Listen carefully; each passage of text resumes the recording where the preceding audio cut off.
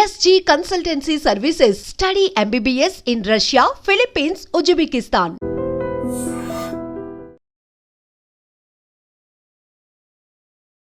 నమస్తే, welcome back to IT media. నేను మీ ఝాన్సీ. ప్రస్తుతం మనతో ఉన్నారు చిట్టిపుట్ల మధుసూదన్ శర్మ గారు. 35 ఏళ్ళు పైగా ఆయుర్వేద వైద్యం చేస్తూ అందరికీ ఆయుర్వేద వైద్యాన్ని అందిస్తున్నారు.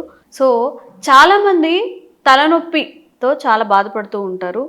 ఇట్లా మనం స్క్రీన్స్ ఫేస్ చేసే వాళ్ళు కానీ, ఎక్కువగా లైట్నింగ్ ఫేస్ చేసే వాళ్ళతో పాటుగా హెక్టిక్గా ఉన్నప్పుడు లేదా ఇంట్లో situations, what ever the reason is, తలనొప్పి అనేది చాలా కామన్ ప్రాబ్లం కదా.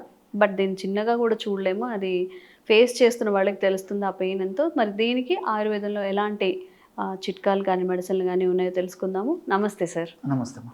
తలనొప్పే కదా, జలుబే కదా, చిన్నవే కదా అని అనిపిస్తూ ఉంటుంది. బట్ ఆ సిచ్యువేషన్ ఫేస్ చేసే వాళ్ళకి అది ఎంత సివియారిటీ ఉంటుందో తెలుస్తుంది.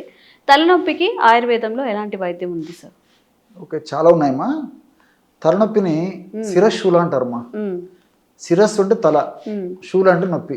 తలలో వచ్చేటువంటి నొప్పి కాబట్టి దీన్ని శిరశూల అని చెప్పేసి ఆయుర్వేద వైద్యంలో వేలాది సంవత్సరాల క్రితమే మన మహర్షులు వారి వారి వైద్య గ్రంథాల్లో ఆ శిరస్సుల గురించి ప్రస్తావిస్తూ చక్కటి చికిత్సా విధానాల గురించి చెప్తూ వాటి కారణాల గురించి కూడా స్పష్టంగా తెలియజేయడం జరిగిందమ్మా.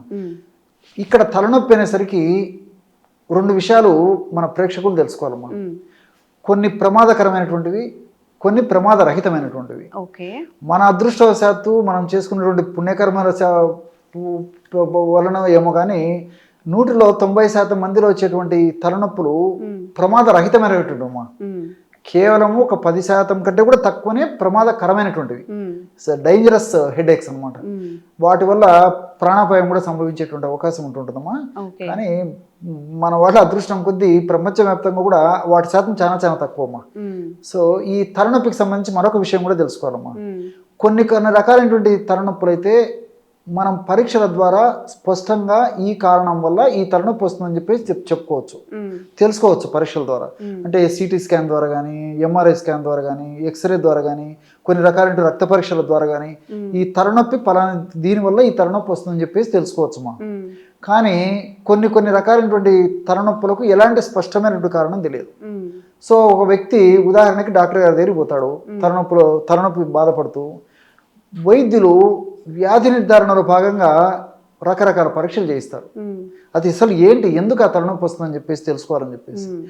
సో కొంతమందిలో ఇంతకుముందు చెప్పినట్టు ఎలాంటి కారణం స్పష్టమైనటువంటి ఇది తెలియదు, అందులో అన్నీ నార్మల్గానే ఉంటాయి. సో పాపం వీళ్ళంతా ఖర్చు పెట్టుకొని నార్మల్ రిపోర్ట్ వచ్చేసరికి డాక్టర్ గారితో చర్చిస్తారు. అవును, అంత నార్మలే వస్తుంది, మా తలనొప్పి ఎందుకు వస్తుందండి అని చెప్పి. అంతే కదమ్మా. సో డాక్టర్ గారు కూడా సరే వాళ్ళకు కన్విన్స్ చేసేసి, లేదులేండి మీకు కారణం ఏం లేదు కదా, కారణం ఉంటే మీరు కంగారు పడాలి, మానసికంగా ఏదైనా మీరు ఎక్కువ స్ట్రెస్ ఏదైనా ఫీల్ అవ్వడం వల్ల ఏదైనా వస్తుంటుందేమో. సో వీళ్ళకి మంచి ఆహారం తీసుకోండి, రిలాక్స్ కాండి, రెస్ట్ తీసుకోండి, టెన్షన్స్ పెట్టుకోవద్దు.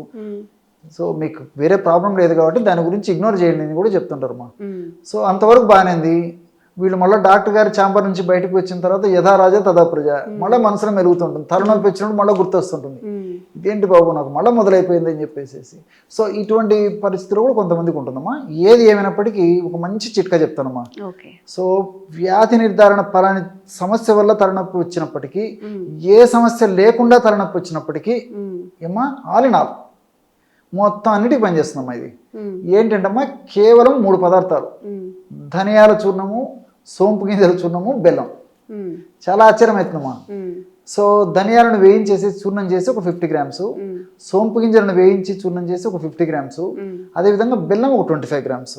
ఈ 3 పదార్థాలు బాగా కలిపేసేసి ఉదయం ఒకసారి, రాత్రి ఒకసారి ఒక 1/2 టీ స్పూన్ పౌడరు 50 ml వాటర్లో కలుపుకొని తీసుకోవాలమ్మా. అంతే. ఏ రకమైన తలనొప్పి అయినా చాలా అద్భుతంగా పనిచేస్తుంది. శీఘ్రంగా సత్వరమే వెంటనే ఇందులో ఉన్నటువంటి ఔషధ గుణాలన్నీ కూడా దేహంలో ప్రవేశించి ఆ తలనొప్పికి సమస్య కారణభూతమైనటువంటి అంశాల యొక్క శక్తిని తగ్గించేసేసి తలనొప్పిని తగ్గిస్తాయమ్మా. సో చాలా అద్భుతంగా పనిచేస్తుంది. ఇంకా బెల్లం కలిపాం కాబట్టి షుగర్ వ్యాధిగ్రస్తులు మినహా మిగతా వాళ్ళందరూ ఈ యొక్క ఔషధం వాడుకోవచ్చమ్మా. షుగర్ వ్యాధిగ్రస్తులు మాత్రం బెల్లం లేకుండా మిగతా 2 పదార్థాలు కలిపి తయారు చేసుకుంటే సరిపోతుంది.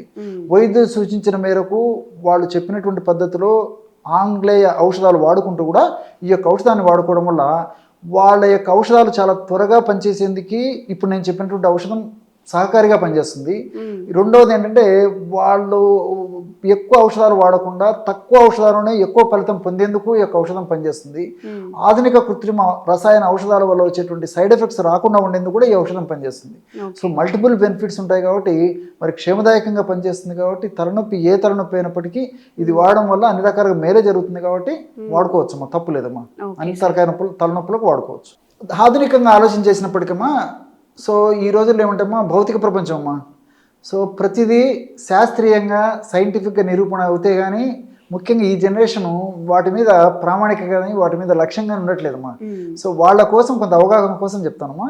ఇందులో టర్పినిన్, కోర్సటిన్, బోర్నియాల్ అనేటువంటి రసాయన పదార్థాలు ధనియాలు ఉంటాయమ్మా. సో టర్పినిన్, ఈ కోర్సటిన్ అనేటువంటి రసాయన పదార్థాలు న్యూరోప్రొటెక్టివ్గా పనిచేస్తాయి. అంటే ఈ నరాలను రక్షించేందుకు, నరాలను చైతన్యవంతంగా చేసేందుకు, నరాలను ఆరోగ్యవంతంగా ఉంచేందుకు ఈ టర్పినిన్, కొర్సటిన్ అనేటువంటి రసాయన పదార్థాలు ధనియాల నుండి పనిచేస్తాయమ్మా. అదేవిధంగా బోర్నియాల్ అనేటువంటి రసాయన పదార్థం ఉంది. ఈ బోర్నియాల్ అనేటువంటి రసాయన పదార్థం స్ట్రెస్ లెవెల్స్ని తగ్గిస్తుందమ్మా. ఈ రోజుల్లో మానసిక ఒత్తిడి, ఆందోళన వల్లనే ఎక్కువ శాతం మందిలో తలనొప్పులు వస్తున్నాయి. వచ్చినటువంటి తలనొప్పులు కూడా ఒక పట్టణం లొంగడం లేదమ్మా, తగ్గడం లేదు. సో ఈ బోర్నియాల్ అనేటువంటి ఒక పదార్థం ధనియాలు ఉండడం చేత, అలాంటి ధనియాలను మనం ఈ పద్ధతిలో వాడుకోవడం చేత స్ట్రెస్ లెవెల్స్ తగ్గిపోతాయి. కాబట్టి స్ట్రెస్ లెవెల్స్ తగ్గిపోతే న్యాచురల్గా మంచి హార్మోన్స్ దేహంలో ఉత్పత్తి అయ్యి, మెదడులో ఉత్పత్తి అయ్యి ఆ యొక్క తలనొప్పి తగ్గేందుకు కూడా పరోక్షంగా హేతుభూతం అయిపోతుంది. అట్లే సోంపు గింజలమ్మా. సోంపు గింజల్లో ఈస్ట్రగోల్ అనేటువంటి రసాయన పదార్థం ఉందమ్మా. ఈ ఈస్ట్రగోల్ అనేటువంటి రసాయన పదార్థం కూడా మెదడులో పనిచేసేసి పారాసింపథెటిక్ వ్యవస్థను చైతన్యపరిచేసేసి కొన్ని రకాలైనటువంటి మార్పులు మెదడులో కలగడం వల్ల తలనొప్పిని తగ్గించేందుకు ఇది కూడా పనిచేస్తుందమ్మా. స్ట్రెస్ లెవెల్స్ కూడా ఈ యొక్క ఈస్ట్రగోల్ అనేటువంటి రసాయన పదార్థంతో తగ్గుతాయి అన్నమాట. అట్లే బెల్లం అమ్మా. బెల్లంలో అనేక రకాలైన పోషకాంశాలు ఉన్నాయి. మీకు అందరికీ తెలిసినటువంటిది ఐరన్ ఉంది, కాల్షియం ఉంది, తర్వాత ఈ ఫైబర్ ఉంది, అట్లే ఫాస్ఫరస్ ఉంది, ఇలాంటివన్నీ కూడా ఉన్నాయి కదమ్మా.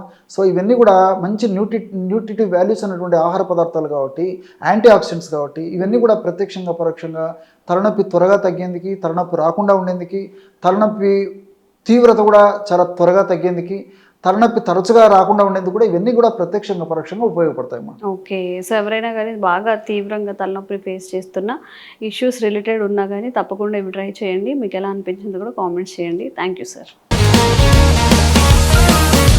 Sir, one life lesson what medicine has taught you. Whatever you can do without expecting. But I really believe మన పాజిటివ్ యాటిట్యూడ్ ఉంటేనే మనం ఏదైనా సాధించగలం. గట్ని మనం కరెక్ట్గా డీల్ చేసినట్లయితే అది మనకి పాజిటివ్ హార్మోన్స్ని రిలీజ్ చేస్తుంది. షుగర్ వచ్చిన వాళ్ళ పరిస్థితి ఏంటి? పొట్ట దగ్గర పెరిగితే దాన్ని ఆండ్రాయిడ్ అంటారు, ఆండ్రాయిడ్ ఫోన్ కదా. అసలు థాట్స్ ఎందుకు వస్తాయి? బ్రెయిన్ డెడ్ అంటే దానికి ప్రపంచం అంతా కూడా కొన్ని నిర్దిష్టమైనటువంటి లక్షణాలు.